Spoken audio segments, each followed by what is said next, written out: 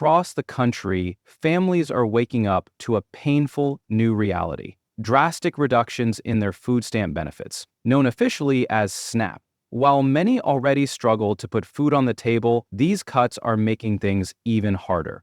But what's really driving this shift?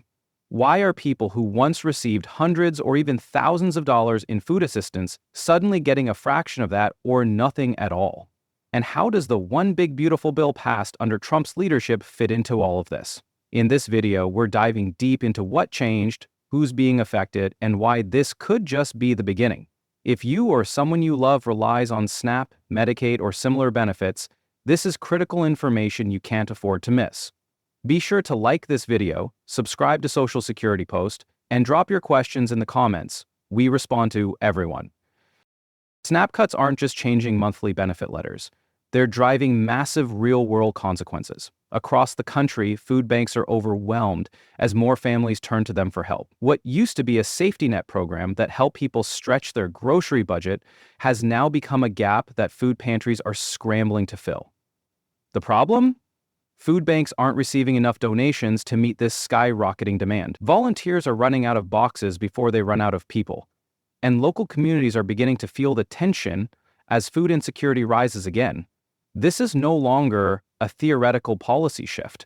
It's a crisis unfolding in real time, and millions are caught in the middle. For years, some grocery stores had an unspoken tradition. They'd quietly offer close to expired food to people in need: bread, cereal, juice, boxed meals. Items that were still safe but nearing expiration were handed over without judgment. But now, even that compassionate option is fading. As SNAP cuts intensify, stores are changing course. Instead of helping individuals directly, they're funneling excess food to food banks. While this seems logical on the surface, it actually creates a choke point. With more people relying on food banks and fewer direct donations to individuals, the lines get longer and the shelves emptier. It's a ripple effect, and it's hurting the most vulnerable in new ways.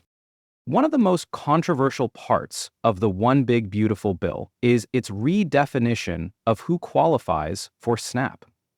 Previously, immigrants with legal status, like refugees, trafficking victims, and certain humanitarian parolees, were eligible for food assistance. But that's no longer the case.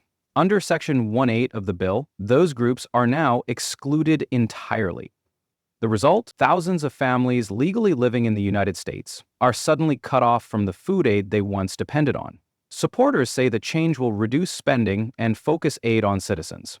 Critics argue it's a harsh and inhumane policy that will increase hunger in already marginalized communities. While the One Big Beautiful Bill was passed at the federal level, it's the states that are tasked with enforcing it, and they only have 4 months to do so. That means your state's SNAP office is racing against the clock to recertify recipients, revise eligibility, and roll out these sweeping changes. For recipients, this creates a period of deep uncertainty. You might not notice anything today, but at your next recertification, everything could change. Some states are aggressively pushing through the updates, while others are still scrambling to interpret the new rules. Either way, this transition period is a ticking time bomb for many low-income families. The real human stories behind these cuts are heartbreaking. Take the case of one woman whose SNAP benefits dropped from $536 a month to just $82. Despite no change in her job, her income, or her household status. Her Medicaid now comes with a deductible too, adding insult to injury.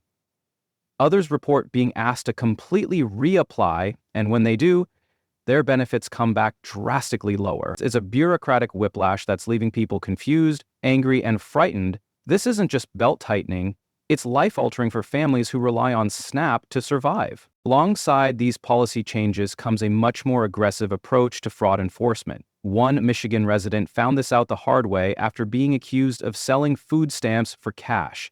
The consequences? A lifetime ban from all welfare programs, including SNAP, housing aid, and disability assistance. That's over $6,000 in monthly support. Gone. Federal officials are doubling down on cracking down, selling or trading benefits, even out of desperation, is now grounds for permanent disqualification. While the goal is to root out abuse, many worry these rules may end up punishing people who are just trying to survive difficult circumstances. If you're going through recertification for SNAP, prepare for a deep dive. States are reevaluating cases more aggressively than ever. Household changes that used to be overlooked, like a new roommate helping with rent or children splitting time between parents, are now deal breakers for benefit eligibility.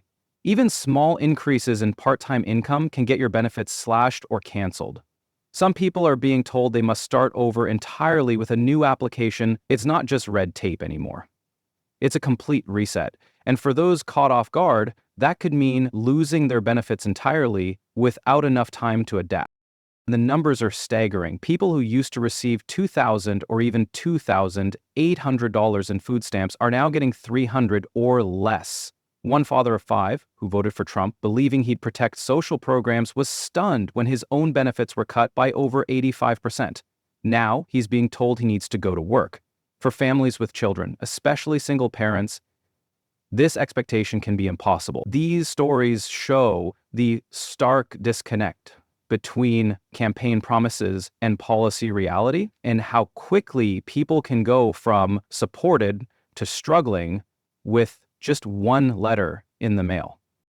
The Trump administration's message is clear: cut out the waste, fraud, and abuse. But what exactly counts as waste? Critics argue the definition is being stretched too far. While fraud should absolutely be stopped, many families are now being penalized for what used to be seen as normal expenses, like buying a treat or having a roommate. The shift in tone has left people feeling judged, shamed, and helpless. It's not that families are unwilling to work, it's that they're struggling in a system that's becoming harder to navigate. The policy may target abuse, but it's also hitting honest recipients along the way. The economic impact of SNAP reductions is far-reaching. Grocery stores are noticing a drop in spending as fewer people use EBT cards. This can affect local jobs and even cause stores to cut inventory. At the same time, food banks are being pushed to the brink, trying to meet demand with limited supplies. The burden is shifting from federal programs to already strained community organizations. And if trends continue, we could see more food insecurity, increased reliance on charitable giving, and widening gaps between those who have enough and those who don't. These aren't just budget cuts, they're structural changes with long-term consequences. If you're receiving SNAP benefits or know someone who is, now is the time to prepare. The One Big Beautiful Bill is not just reshaping eligibility, it's shifting responsibility onto individuals, states, and local organizations in ways we haven't seen in decades. Be ready for recertification, document any changes in your household, and stay alert to new rules. This isn't over.